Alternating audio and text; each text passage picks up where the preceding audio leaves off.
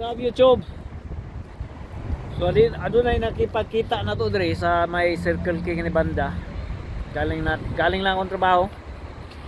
So ito yung Toyota Yaris after 3 years. Hindi na na-service ito. After 3 years ago, pinalitan natin ang timing chain ito. 3 years ago. And then now nagtubawag sila sa atin dahil mayroong maingay daw yung kanyang alternator. So sounds like the alternator bearing is gone, like worn out. And then chinik din natin na ang oil, so kailangan tapapan yung oil. Hindi masyadong na-maintain kasi pagka guys, pagka check naman, double check naman ang oil, engine oil niyo pagka meron kayong time. Wag lang kayong patakbo then hindi nyo check up yung oil. Kagaya nito, chinek ko yung oil, nasa below minimum. So just check the oil, yeah. Okay.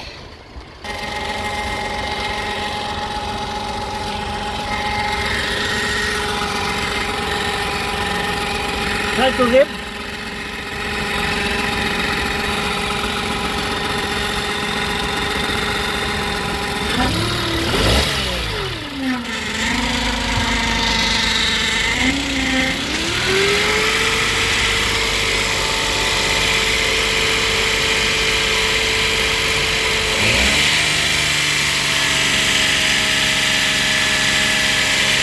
Okay.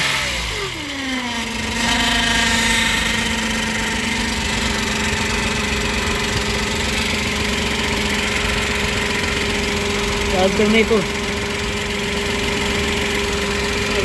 bearing gone.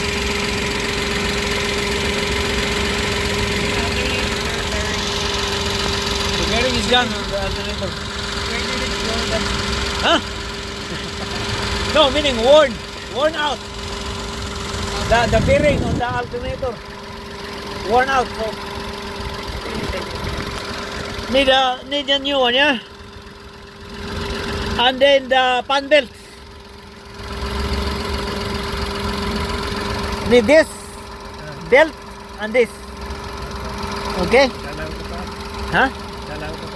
Oh, obviously, yeah. You got there, yeah. Okay. Huh? Once you have the part, then you have to call me, okay? Yeah? Yeah.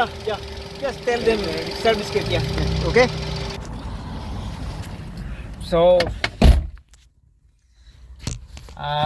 puti kasi yung may-ari yun. Yung Toyota Yaris, wala din ka, muwang yung may-ari. Drive lang ng drive. Hindi na check up yung oil level. Sa 3 years.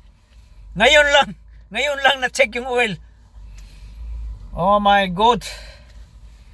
After 3 years, guys, after the timing chain was changed, after 3 years, ngayon lang na-check ang oil. Kung hindi sila tumawag, hindi na-check yung oil. Talaga naman. Guys, you have to be like concerned on your car as well. Like, don't just drive like, because it's like humans. The humans need water or fluid, something. Normally the engine, even without leaking oil on it, the engine normally used to eat a film of oil to lubricate the piston or the liner of the piston. Film of oil. That's why you have to like check, because that's normal for the engine to eat a little bit of oil. Again, normal engine has to eat a little bit of oil, a film of oil, again, just to lubricate the engine, piston and everything. So check yourself, guys. Familiar yourself with your car, familiar. So not just drive until when the engine is hungry with oil, and then the worst scenario, it will snap. Worst scenario, that the timing chain will snap because no more lubrication. That's the worst case scenario. Okay, thank you.